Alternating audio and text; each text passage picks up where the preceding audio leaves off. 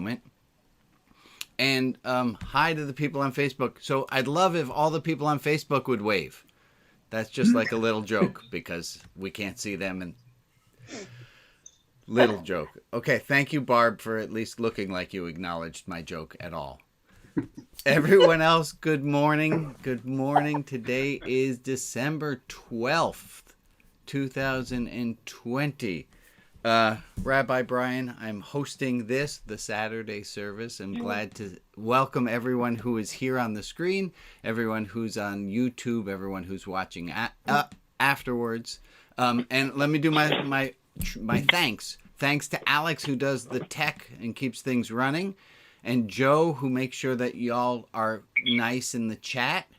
And thanks to Lee, who makes the most insane notes as to what it is we talk about that go up on the YouTube channel. And I just giggle to find out how she writes it. The Fozzie Bear theme song was referenced at one point in her notes, which were appropriate, even though we didn't ever have the Fozzie Bear theme song. Okay, good morning, everyone. Good morning, good morning. Other announcement is we have a slight, we have transcripts. We have if you go on the bottom of your Zoom ribbon, there's a button that says live transcript. If you click on that, you should be able to get a transcription happening a few seconds after something's said, which is kind of cool. Okay. I wanted to start us today with I heard a little kid, and the little kid was saying to his mom, Tizer, because he needed some hand sanitizer. And I thought of, I have a little bit of echo happening here on the line. We're all right. And I thought about this being 2020, and that the kid had the word Tizer. Like that's not a word that 2-year-olds used to have to know how to say. And I thought also about the word vector.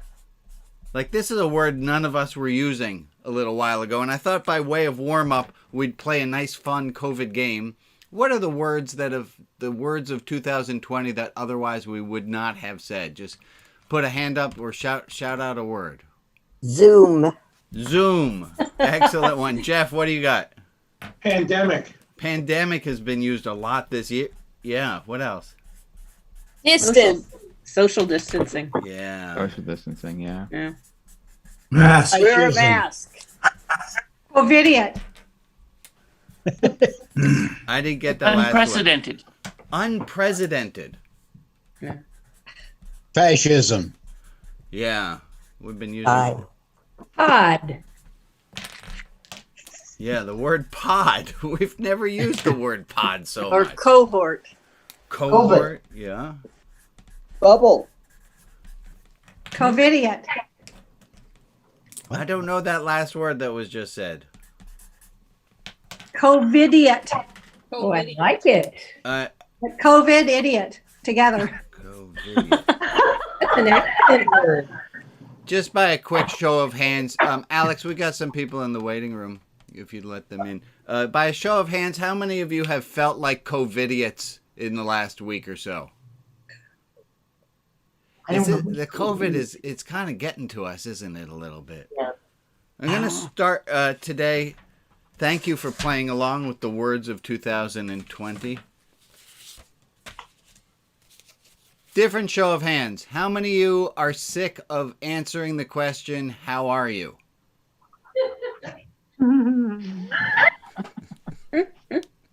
Not brags. Different show of hands. So today I'm trying this one very differently today. I've been making a stack of questions to ask the group, and we're gonna see how this goes today as it goes. Some of it's deeper than others. So how sick are you of the question, how are you? And then here's a spin on it. Is how about the next time someone asks, so give me quick, what are some answers that you tend to give? How are you? And you just jump and you say, How are you? How are you? Right. I'm not answering that question. You answer that question. Ann Mayer, how are you? I'm okay. I'm okay. I'm Just okay. dandy. What Up else? and down. What Super. else? The dream. How about you? Living the dream. Okay, dripping with sarcasm. Well done, Lee. Super. Super. So here's a question: is can we possibly turn when someone asks us how are you I did not. into a moment to reflect on kindness and compassion? Maybe they actually care. And at the very least, it gives me a chance to find out how the heck am I right this moment. I have the perfect answer for that Oh, go ahead, Michael. How am I? because someone thought about this. A colleague of ours, actually, Norman Mirsky, wrote a sermon. Anyway, he dealt with this and spun the question, what are you going through? What are you going instead of how are you? Yeah. What are you going through? What are you going through? I like that. I like That's that. it. I actually thank you, Michael, for getting me back in touch with Elaine. She and I have been emailing. That's Good. offline. Or how about what are you getting to experience today? What are you getting to experience? I like Yeah. that. My friend Mark, he always asked, because he was sick of people complaining, he now asks people, what's going good? Oh, nice. All right, I got next question Be here. back in a minute. Next question here. I'd like to hear reports from the field. That's you guys. Reports from the field. What's it like being kind without always liking the person you're being kind to? Reports from the field. What is it like to be kind without necessarily liking the situation that you're in? Because I have a feeling of the people who are here that this experience has happened, and I want to hear from the group. What is it like to be kind without necessarily liking what's going on? What a good boy am I. Help me understand that. Help me understand that. Well, I'm just being good, appreciating the question. Yeah, So, David, you get to be proud of yourself. that's right. Okay, you're right. There's some inner satisfaction. I'm taking the moral high road. Good for me. Nothing wrong with that. What else do you get? How does compassion feel to me? All right. How does compassion feel to you, Michael? Well, that's the question. What it feels like being kind to that's someone what it that is. you're having difficulty listening Yeah. to. Is that anyone you like, else actually. having that situation where there are people who you don't like who you have to be kind to? No, I wouldn't say I don't like. No, I spun it differently. I said people that I really like but are difficult to listen to. Right. I changed moved it a it little around. bit. I like that. Okay, I'm not really sure what I was going for on this question, but Yeah. panic is setting in here on my end of this camera. And we're gonna see. Great. We're gonna see how this next one goes. I'm gonna throw you off with a math problem. So here we go. Look at it. Logic exercise. If it takes a fixed amount of time for a person to leave A and arrive at B, everyone with me so far? It takes a fixed amount of time for a person to leave point A and arrive at B. Let T, just a variable, let T, don't freak out, math people. I promise this is not going to be hard. Let T be a variable representing an exact amount of time. So A is a place, B is a place, and they're separated by an amount of time called T. Right? We got one place, another place, and it takes you T time to get from A to B. Here's the question. Is it advantageous to travel tense about matters outside one's control? I know it seemed like a math problem, but let me put it again. There's point A, there's point B. It takes time T to go from A to B. The question is it advantageous to travel tense about matters outside one's control? No. You could argue it wastes time. So That wastes life. It's harmful. it's harmful. I would argue it hurts by T squared. It hurts by T squared. It's fantastic. So we're I would saying argue by doing that, it takes you to point C, which is not a place you wanted to be in. You don't. like You're off track. Yeah. Okay. It makes me think about when I'm driving and I want to keep a good distance between me and the car in front of me. And sometimes other people I drive with don't do that. But when I'm driving, I think that I'm going just as fast 100 feet behind them as I would be right on their bumper. Yeah, true. There's So there's no point in rushing and being tense. and I would be tense if I were that close. Yeah. But if you were on their bumper, you'd save gas. Yeah. Yes. Thank you, Bob. Thank you, Bob. All right. Everyone did very well on that math problem. Good job, team. Oh, I need help on this one, please. I'm trying to get the wording of this right, and I couldn't figure it out. And I thought, oh, hey, I can make this part of the service. Almost 80% of a religious spiritual, almost 80% of religion, spirituality, and faith is comprised of acts of loving kindness. I know what I'm trying to say. I'm trying to say 80% of all doing religion, spirituality, or faith is the act of loving kindness. But the exact, I'm trying to get it in as few words. I'm trying to Ideally, Hold on one second. We're getting an echo. We're getting an echo. We're getting an echo. We're getting an echo. Hold on one second. We're getting an echo. We're getting an echo. We're getting an echo. Alex? Are you making a statement or is that true or false? No, there was an echo for a moment. I got it. Thank you for fixing it, Alex. All right. Can anyone help me word this a little better? Almost 80% of religion, spirituality, and faith. 80% of Harold, I'm sorry, you're causing the echo somehow. So I'm going to mute you unless you want to talk. I apologize. This orange. Thank you for finding that. Sorry about. Oh, and Ruth is. I'm so excited that Ruth is here because of Ruth we have the subtitles. Anyone have a help on this? So do we have any debate about the fact that 80%, I made up the number 80%, right? 80% of religion is loving kindness. Does that sound like a reasonable 100%. percent? I Seems a little low to me. Seems low. Only when done right. I'd say disagree. Okay, go ahead, Jeff. Acts of loving kindness are what you do for others. You can't do that unless you are kind to yourself Oh, I didn't. and understand yourself and have spirituality in yourself.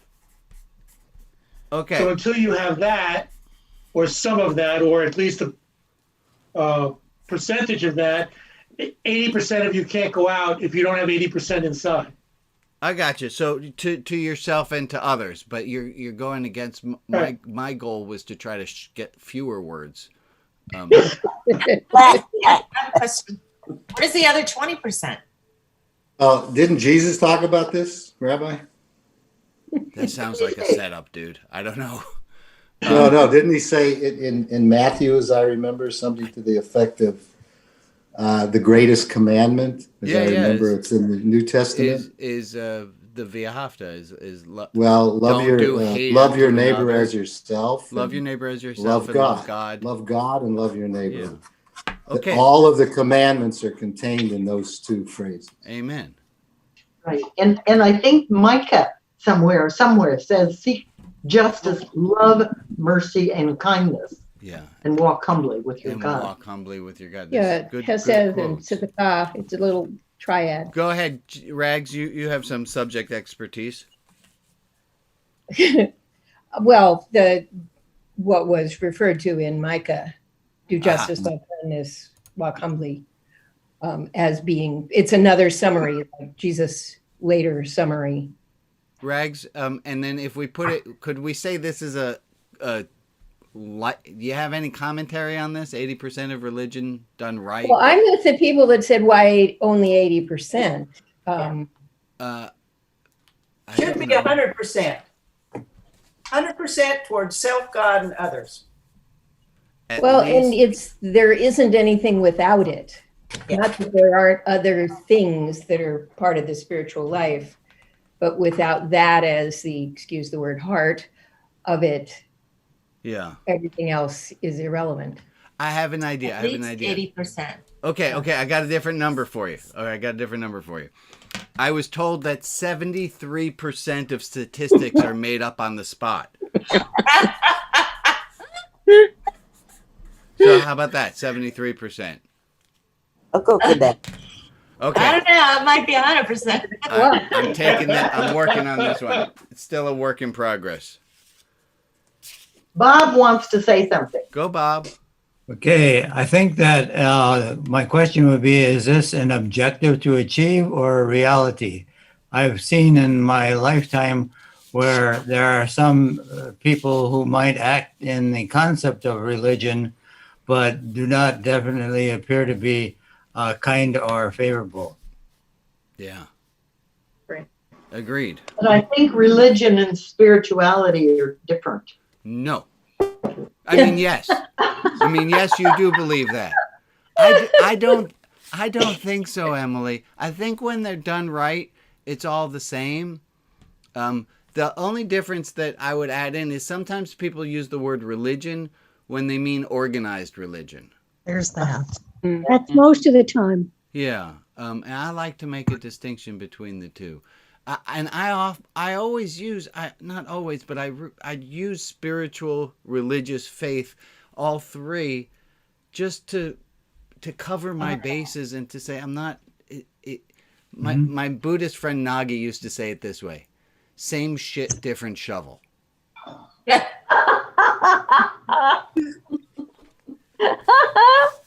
Whoever's laughing the loudest, I thank you the most. I'm writing that one down. Okay. Him too. While we're Quoting the bad words.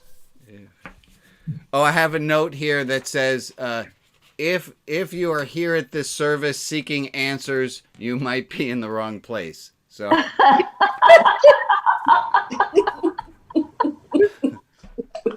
it probably should have said, if you're looking for definitive answers, we don't have those. All right, folks, I want to take a moment to look and see what's going on the people's hearts who are all on the screen. Is there something that we have some good news? Our friend Derek, who's usually here, his surgery went well last week. I wanted to share that with the whole group.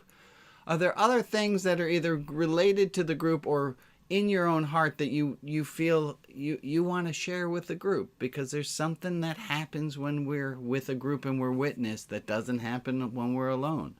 Alex, go ahead, my friend. I have two pieces of good news. Follow up on Derek. He's actually home with his daughter right now, so he's doing really great. I got some fantastic news. The contract that I'm working under has been extended for another 2 years, so I have officially got a job until June of 2023. Yay!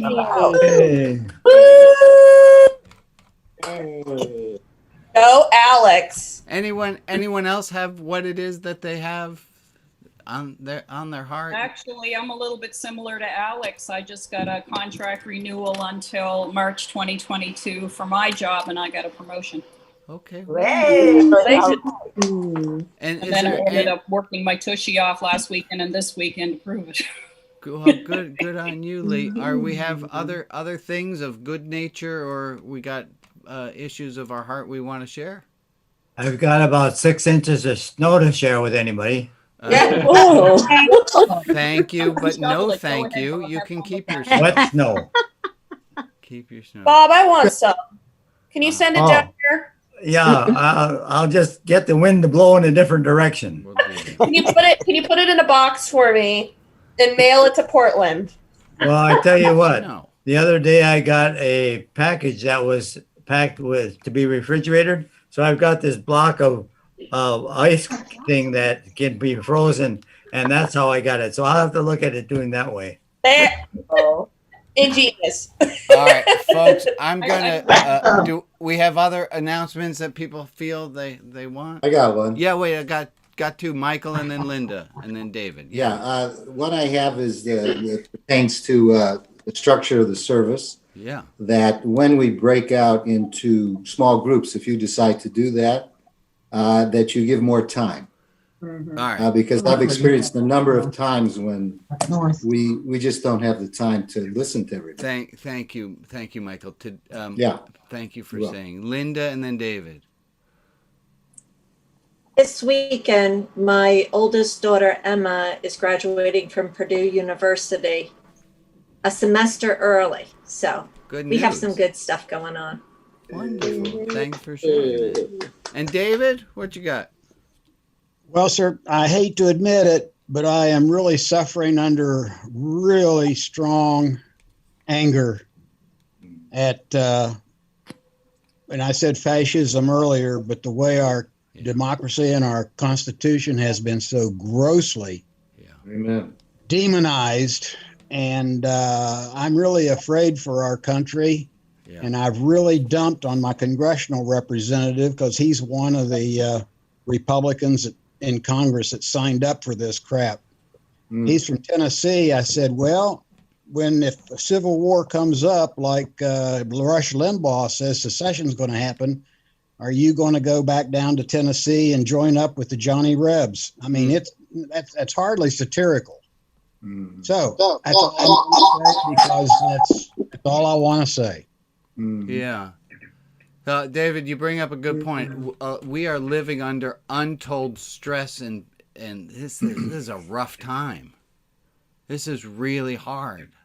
I want to say something about that because I've been very upset about all this too.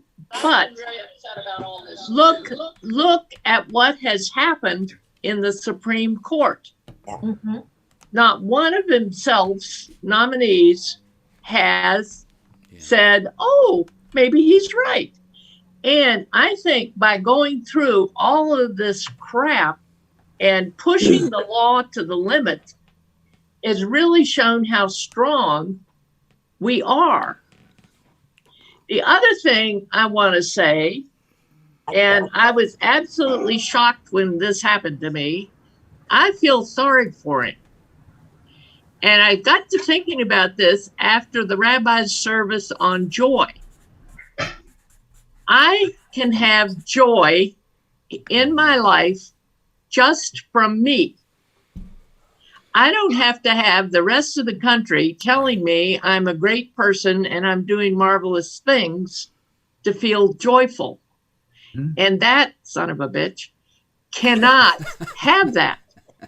I really feel sorry for him. Now, I'm not going to go out and vote for him because I feel sorry for him. Don't get me wrong. I am looking forward to January. But anyway, that's my lecture. Said. Well said. Go ahead, Carol. Really. And I will warn everyone that I reserve the right to pull us if we're going too political. Yes, Carol. I'm going too political. Well, you get in under the wire. My husband fled Germany. And he said a year ago, August, this is the way Hitler arose. And someone just now went to Georgia. And what they said is, there is no COVID. So why should we wear masks? This is all nonsense. Well, if Trump wore a mask, would you wear a mask? Of course we would. In other words, whatever Trump does, they're going to do. And so I think we are in great danger. I'm very glad about the Supreme Court, but I am not glad about the Congress where the Republicans, only 27 have said that Biden won the election. It's crazy. What's the matter with them? They're all educated. What are they so afraid of? Yeah. This is so folks, this is why we have religion, spirituality, we have a faith life. This is because we know that if we let ourselves just be out in the world and moved by all the events outside of ourselves, we'd be done for. And the idea of a spiritual practice, of a religious practice, faith, is to give us that anchoring that we don't get moved by the wind and that we can continue to fight for what's right.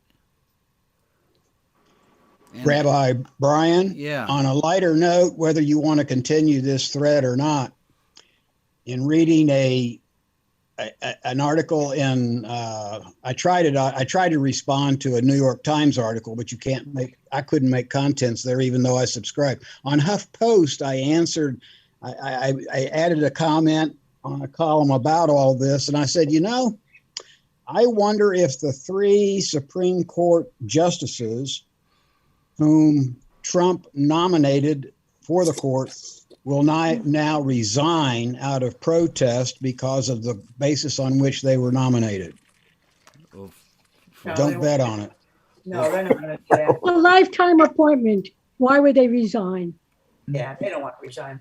I have a different take on all this because my higher power is the higher power of the entire universe, all the dark energy, light energy, all the quantum physics stuff. And everything that's happening is part of that whole process. And I can rage against it, or I can just wait and see what's going to happen. And maybe this stuff is here, and we're going to learn something from it. And we're going to do things differently in the future. That's my hope for the human race. But I think I'm kind of my head's in la land when I say that. Because the other option is we're going to just do ourselves in. Because we've been given license to do whatever we want, and what we've done is poison our earth. That's all I have to say. Thank you very much. Folks, I'm going to grab the reins of this chariot here a little bit and bring in a quote from our friend Chuang Tzu. And I apologize. I know people love talking politics and what ifs and to feel our anger, and we have a right to have all those feelings. I just don't... I don't want to just be rehashing things. And to be honest, I want a respite from politics. I don't want that in my service. Maybe that's why. Maybe that's short-sighted. I don't know. Give me feedback. I agree. So here's a quote. Chuang Tzu said, I did it backwards just to make it more fun. He said, crazy. Let your mind be like a mirror. Grasp nothing, reject nothing, receive it all, keep none. Let your mind be like a mirror. Grasp nothing, reject nothing, receive it all, keep none. Well, that's quite a contrast to where we just were. Yes. Feels Well like done. feels like that. Wow. Okay, that's a gear shift. Let your mind be like a mirror. Grasp nothing, reject nothing, receive it all, keep none. It's very Buddhist. We have to protect. We have to protect the best, and fear gets us nowhere. Right. But also to notice, and it gets kind of meta, that when we feel fear is to just feel the fear, not to grasp onto it, but not to reject it either, just to wait it out. It will leave. Okay, and then the rabbi just killed the entire mood of the service. And people nervously looked around and said, wow, it's 8:30. We have a half more hour. Let's see how that's going to go. No, but you know, these quotes that you give really are salutary. What's the word? They make me feel good.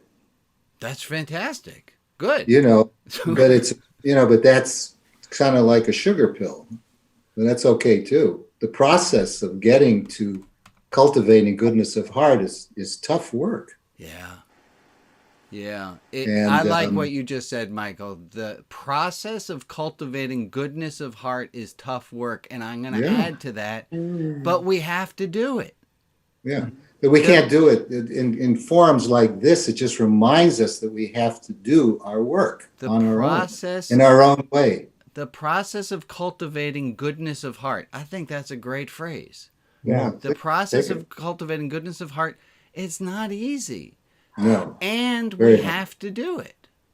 And But it's a it- constant practice. And it's a constant practice, right? But I think, Michael, it's more than a sugar pill. I mean, it's a sugar pill because they taste really sweet when we get them. Yeah. But they actually have some nourishment to them. Mhm. And there is some value to them if we digest them. Yeah. Thank you, Steve. So that my bride didn't ever like, but I liked the phrase, it's a wisdom biscuit.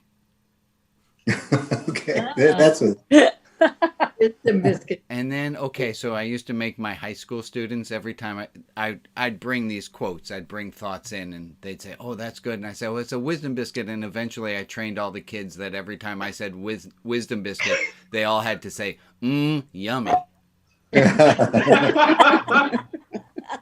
We're not going there yet. Yum. Yummy. Thanks, Rob.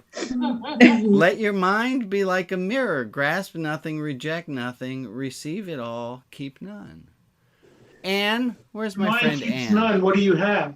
Yeah, it seems kind of empty. Anne, where's Where's Anne? I'm here. And you and I spend a lot of time doing this quote. Yeah. Right? Yeah. Anne is one of the faithful who show up to Rabbi Brian's 2 p.m. Pacific Standard Time Facebook and YouTube now meditations. And it's that practice of just sitting still. And on Mondays, we'd sit for 5 minutes, which can seem like an interminable amount of time for a lot of people. But if we're talking about practice, look, you all know I took up the French horn recently. I'm a year in. I can do a pretty good joy to the world. It's nice. But the reason I took it up was the same reason people climb Everest, which is because it's there. Hey, I have an idea. I'm going to play the hardest brass instrument. Good idea. Right. But it's a practice that you get better at. You get better at sitting and taking in the world and not reacting to it so much. And that pursuit of loving kindness that Michael's talking about, it's a practice. Wow, that sounded really like the closest I've come to doing a full-out sermon. Rabbi, what made you decide on the French horn? Emily, I thank you for asking that question. I don't really know, but I can give you some thoughts. Hey, let's learn something while we're here, shall we? Sure. I've taught this a lot of times. This is the work of Lev Vygotsky, who is a Russian linguist and theorist. And he said that this is how learning happens. He says that learning is not binary. It's not either you know how to do something or you don't, but there's a spectrum in between. Here's where you can't do anything at all. Here's where you do it perfectly. You do it without thinking. And the examples that I always give is, for adults, this is like driving a car. You don't have to think about it. You just get in the car, you start it up, you get going, most of us. And that the stage right before that is where you have to talk yourself through it. And kids who are learning how to drive, they're giving themselves hints of, okay, I got to put my hands, and then what did he say? Then I have to, okay, then I'm going to put, and you talk yourself through it. So before you can do something fluidly, you talk yourself through it. Okay, well, what does this have to do with the French horn? Well, when I would teach this, I would always say, this is kind of like the French horn. All of us are right here with regard to playing the French horn. We don't know how to play the French horn. And I picked the French horn because I thought it was funny. And nobody ever played the French horn. I truthfully thought the glockenspiel was funnier, but it was a little arcane of a reference. So I stayed with French horn. So here's where you don't know how to do something at all. And I would give the example of a French horn teacher that the first time you take a lesson, the horn teacher is going to tell you where to put your hands. Well, actually, when I used to teach it, I would have to make all that stuff up because I didn't really know anything about the French horn and what the first lessons were about. Now I actually know. Can't do it at all. The first lessons are the teacher is holding your hand all the way through everything, telling you what to do. And I want you to think this is not just about French horn. This is about any skill we have. even about being kind to ourselves or taking time to meditate. At first, we can't do it well at all. And we need a teacher to teach us all the steps and tell us exactly what to do. And we couldn't we couldn't do it on our own. We're only missing one number here. So here you can't do it. Notice I'm repeating this a lot of times. That's to help you to learn it. Thanks, graduate school and education. Can't do it at all. Can do it only with hand holding. Number 5. What was number 5? Fluid. You can do it fluidly. perfectly. Good. And number 4? Self hints. Yeah, you Talk give yourself yourself through a hint because you can't. Number 3 is where the teacher gives you a hint. The teacher would say, well, I still have to say to Kim, I say, Kim, I need a hint. Which finger is it for the E flat when it's up in the high note? And she gives me a hint because I can't always remember all the notes. French horn is a devil. Anyone know anything about the French horn? You can play 21 notes on the French horn without any of the keys. That's how insane this musical instrument is. Anyway, teacher gives you a hint. You give yourself a hint. You do it fluidly. Here's the big thing that we have. Okay, so Emily, that's why I'm playing the French horn. I'm playing. Hannah has her hand up, and she's had her hand up for a little while. Yeah, go ahead. Hannah. Nah. We're way past it now. Okay. I'm much more interested in your French horn playing than what I was going to ask. Thank you, Hannah, for staying with. The big thing to know is that you get these steps. That's a horrible question that teachers ask all the time, where the teacher says, you get that, right? And then what are you going to answer? You're going to say, yeah, because that's the only hint. So instead of doing that, I'm going to have to see if we actually understand this. If you needed someone to tell you how many numbers were on this, what stage would that be? 1 or 2. If you needed I thought someone, it'd be 3 because they're giving you a hint. could be 3, right. But you knew to ask, so it might be 4. Oh, right. It's hard to see, but it's definitely not mastery yet. I think we got a good feeling of it. Here's the big thing that Vygotsky noticed. When It's not linear. When we are stressed, we fall down a number. When we are stressed, we fall down a number. My students doing math knew it up to the level where they could talk themselves through the quadratic equation. They go, okay, I remember the next part. And then guess what? Someone gives them a test. And they're stressed out. What happens? They fall. They fall back a stage. The great thing is to know that this is just what happens, right? This isn't because you're stupid. This is just what happens. Is they fall back a stage and they would say to me, Mr. Rabbi, because that's what they called me. Mr. Rabbi, can you just give me a hint? And I would say, I'd be glad to tell you exactly how the problem's done in an hour, but I can't give you a hint right now. I was that teacher. You all know who exactly I was. So we fall back, and it's not until you know how to do something fluidly that when you fall back, you're at self-hints. So I almost get into a car accident. I wind up sitting on the shoulder of the road going, okay, Brian, put the car in park, and I'm talking to myself. Here's why. Hey, show of hands. How many of you have a difficult time getting patient? Here's why. I discovered this last year. Here's why. The reason we don't have patience is because in order to do patience is you'd have to be able to do patience fluidly. But what happens is you get stressed out, so you fall back down a level. You can't ever be able to be patient fluidly because the stress is going to have you at the very best talking to yourself. And if you're the type of person who, when stressed out, is talking to yourself, guess what's going to happen? You're going to fall back, and you're going to need somebody to tell you to take a breath. Which might not work because you're really stressed out. It doesn't. Okay. It's really hard to get patient. Good. Questions on this? Also, when I'm losing patience and someone says, take a deep breath to me, Yeah. like, the thing I want to do is throw that person in a lake. Yes. Yes. So where does that leave me? Am I back? Does that just take me to like -1? No. You're just human. That's what we do. My friend John Reed said it's like you broke up with someone and they say, oh, there are lots of fish in the sea. He said that's kind of like someone with asthma and you say, oh, there's plenty of air. Yeah. Just take a breath. Yes, that. We'll tell John Reed to listen at this. Lee, make sure you make a note that John Reed should listen at this minute in the show. I have a question. In the rabbi show, in the service. Yes. Me? Whoever had a question. Jerry. So I have a question. Why can't you go forward? You can. Go 5 instead of 3. I mean, you can, but it's uphill. It ain't easy.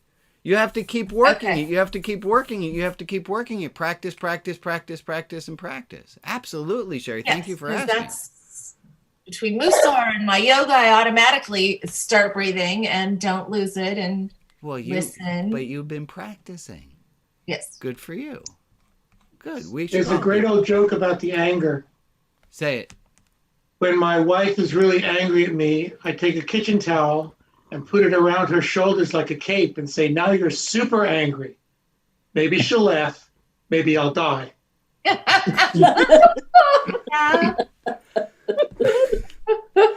Okay, folks. I'm going to try something a little bit different, if I may. We all doing okay? Yeah. Okay, good.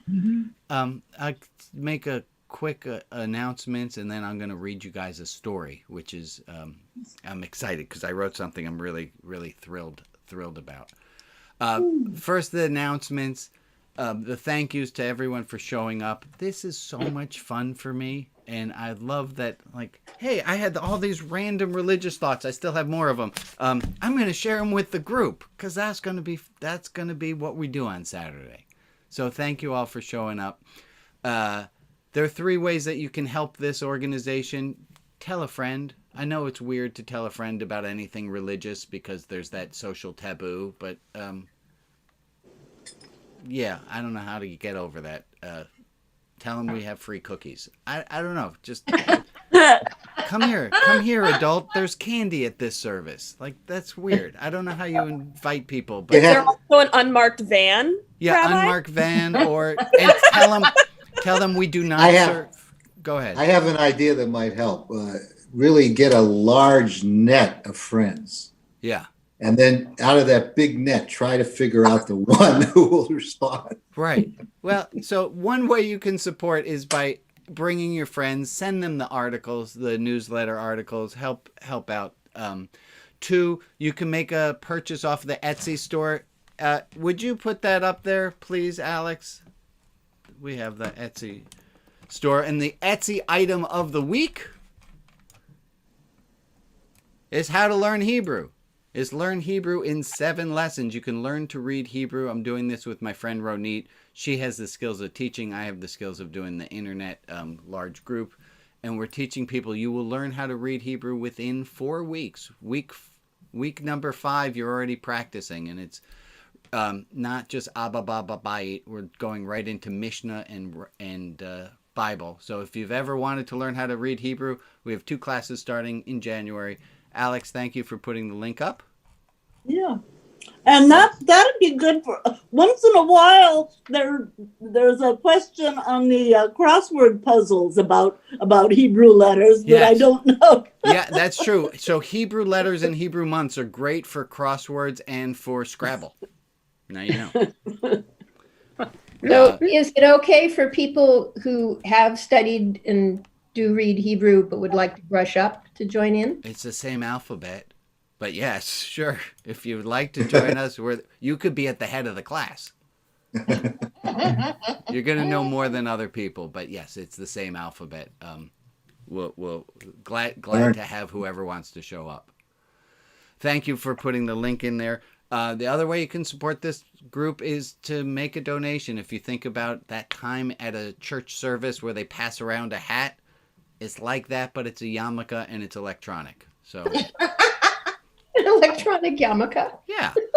So to please be of support, and I thank everyone who are donors and the monthly donors. It's all so very appreciated. Are we ready for a story time? Yes. Okay. Can you all give me a thumbs up? We're ready for story time. Okay, here we go. This is called Christmas Magic. No wreath. Annie and I are BFFs. Her dance card opened up for me as her pubescent brother prefers to spend more time with his peers. Annie and I are gabbing, pretending that waiting outside Trader Joe's is as exciting as waiting in line at Disney. Marlo, with flight attendant enthusiasm and a cookie nut necklace, thanks us for waiting ever so patiently.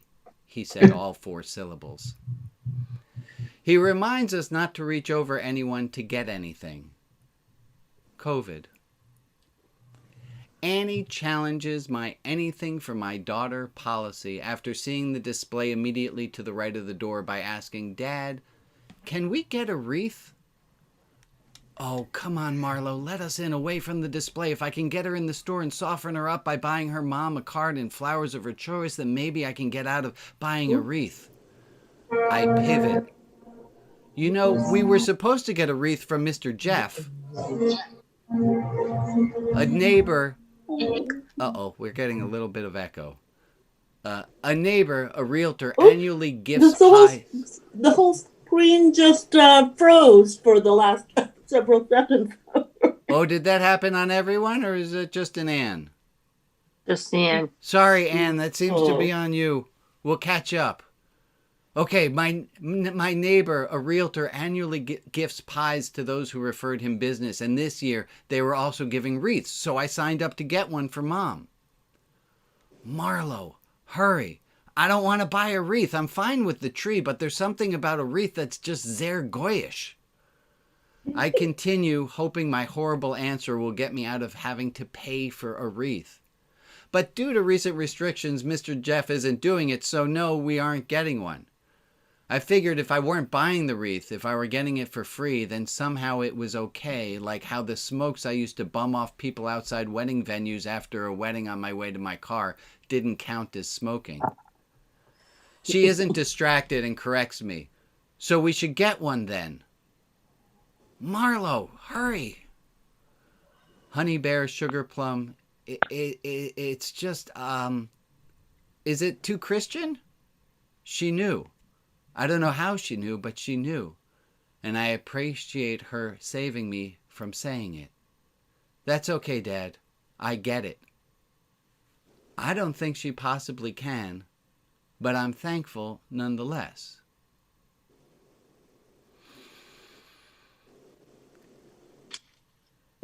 Tony unloads, scans, and bags our bi-weekly shop. I look at Annie and say, "Go get one, Dumpling." She looks at my eyes to ascertain if she's understanding what I'm saying, then bolts to the display to retrieve the first wreath I have ever bought. What was I making such a big deal about? Branches tied in a circle to which a few pine cones are glued? It's not really such a big deal.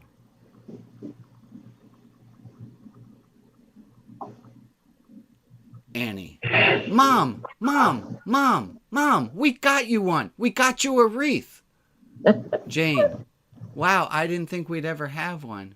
She turns to me with loving, grateful eyes. Thank you, honey. Me. I know how much Christmas means to you. It's my pleasure. The magic of Christmas. It wasn't until 2 years ago that I finally understood the magic of Christmas. I tell people with regard to Passover Seders that until you've been to at least 3 of them, you don't really get the genre. I guess I needed a few Christmases of doing it to understand that it's not about the tree or the gifts. I already knew it wasn't really about Jesus. It's about preparing for and then celebrating magic. And the prep is intense. Here's a summary of tasks my family accomplished Sunday, December 5th. 1. Bring 6 large tubs of basement storage closet to the dining room. 2. Follow subroutine buy a tree. 3. Remove tchotchkes, bric-a-brac from the living room. 4. Removal of accumulated out-of-place detritus, family living. 5. Debate with self and others about the best lights for this year's tree. 6. Play house and moving life-size furniture in the kitchen. 7. Place tree skirt around antique iron stand shimmed level with block on top of plastic mat atop wooden floor in bay window of living room. 8. Add lights and then already wrapped gifts. 9. Find T-hooks in the baggie of stockings and hang stockings. 10. Watch Christmas movie. Christmas magic doesn't happen until you make it happen. Just like Shabbat doesn't happen unless you add the magic Shabbat spice. 2 years ago, sitting in the living room, Christmas morning, fire in the fireplace, records spinning, opening gifts, feeling merry in this season, a magical sense of fullness. Purpose achieved even if ephemerally. Christmas is real magic. Most of those considering conversion to Judaism cry when I say, we should speak openly if you have the need to mourn Christmas. Christmas is magic, and magic is nothing one gives up without loss. Buy the tree. My first year, I was shocked both at the cost and amount of time that it takes. I used to think you just buy a tree like you buy pasta. No. Buying a tree is nothing that easy. You have to get the right one to capture the most magic. There is much I just didn't know. I learned that netted trees that the Carney-esque workers unbundle from the cold trailers need time to warm at home before the branches settle before decorating. I learned that seasonal Tannenbaums can vary according to color, fragrance, horizontal spread, vertical spread, needle display, tip display, and life expectancy. And one other thing I learned. Flocking is for the goyim. For anybody. Flocking? Friday, on a way to a local car lot turned uncomfortably bright tree lot, Annie asks about how much trees cost. About 100, I say. Emmett asks how long it's going to take. About 30-40 minutes, I say. After a brisk 20 minutes of auditions, we claim our tree. Jane and the kids go off to pull the minivan into the lot. I go to pay. That will be $160, says the man in the camping chair at the plastic table. Cash or charge? Nope, too much.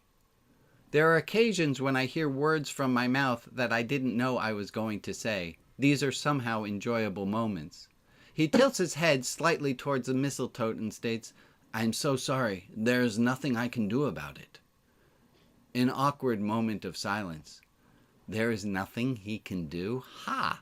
His big puppy dog eyes conjure within me compassion, which I resent. I feel for this man who has just attempted to fleece me. Maybe he pegged me as Jewish and thought I didn't know the price of trees. Or he somehow knew about my anything for my bride policy. I could throw in some mistletoe. You're a nice family. I thank you, my friend. No, thank you. I catch up to Jane as before she pulls the car in. Me, if you want it, I'll get it for you. Jane, no, that's too much. We'll go to a you-cut tree farm tomorrow.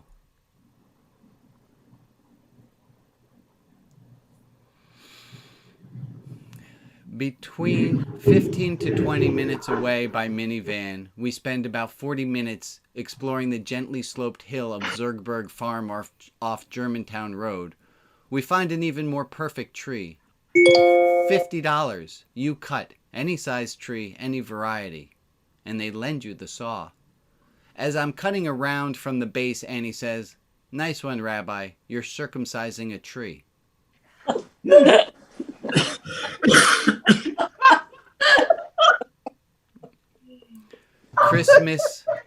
Christmas magic. I know some Jews get upset that Jews want to have some of this Christmas magic. And I can hear them now. And a rabbi, no less, celebrating the birth of Jesus? But that's not what I'm doing. Although, I am in favor of celebrating the lives of all amazing Jews. And if a list of amazing Jews is going to include the immoral Jew-killing Hasmoneans of Hanukkah, then Jesus definitely ought to be on the list of Jews to be celebrated. That we have a wreath on our door doesn't mean I believe in a virgin birth or in a bodily resurrection of the dead. And I'm still quite in the air about Santa. It's just, I'm in favor of all the magic. Wow. Well said. Good story. Oh, that's beautiful. Thank you all. Well, are you going to put that somewhere where we can read it again later? It's going to be in your inbox on Monday. I promise. Awesome. Yeah, I'm getting the transcription as well. Yeah. That was so sweet, Rabbi. It is fantastic. Thank you all. Thank you. It was sometimes it just comes out. It was really fun. It was really, anyone who writes, how many drafts that was? Oh my God. And that phrase, that horrible phrase about writing where you have to kill your babies? Do you know that phrase? Kill your darlings. Kill your darlings. Not your babies. It's those. There were so many phrases that I wanted to use, but I couldn't because they just didn't fit. Anyway, I'm going to drop all that. We're about to be at 9 o'clock. I thank you all for showing up. At 9 o'clock, we transition into doing virtual donut holes where a number of you stay and do you have your own discussion without me about whatever topics it is that you guys want to talk about. I will, as a matter of policy, remind those of you who are heavy duty, like super fans. There are people who show up for the first time or second time. Make sure to include them in the circle as well. I know y'all you do, but I thank you for that. Okay. What else I got? Oh, I have something. Well, maybe we'll do it for next week. Shoot, I so wanted to talk about getting excited about Christmas and about why it behooves us to believe in Santa Claus. Can we do that next week? Next week, I'm going to tell you why it behooves you to believe in Santa Claus. I think that's about it, folks. I feel like that's a good moment to end on. So, Rabbi, can I just say something? But before we leave, this just in from Eileen. Your prison ministry with James Wilson, his birthday is December 20th. Oh, thank you for bringing that up. And the most recent stuff I got from him changed the number. Yeah. So I sent it in the chat room to Alex and to Rabbi. So yeah, I have it. I'll post it. Okay, thanks. Yeah, folks, if you have it in you to do an extra good deed, would you send James you don't have to, if you're freaked out, don't put a return address, but just send James a birthday card. It would do a world of good. Oh, that'd be great. He's the nicest. He sent me a letter with a picture of elephants and said, "These are my two pets, Mr. Big and Mrs. Sexy." Yeah, he's the best pen pal I have.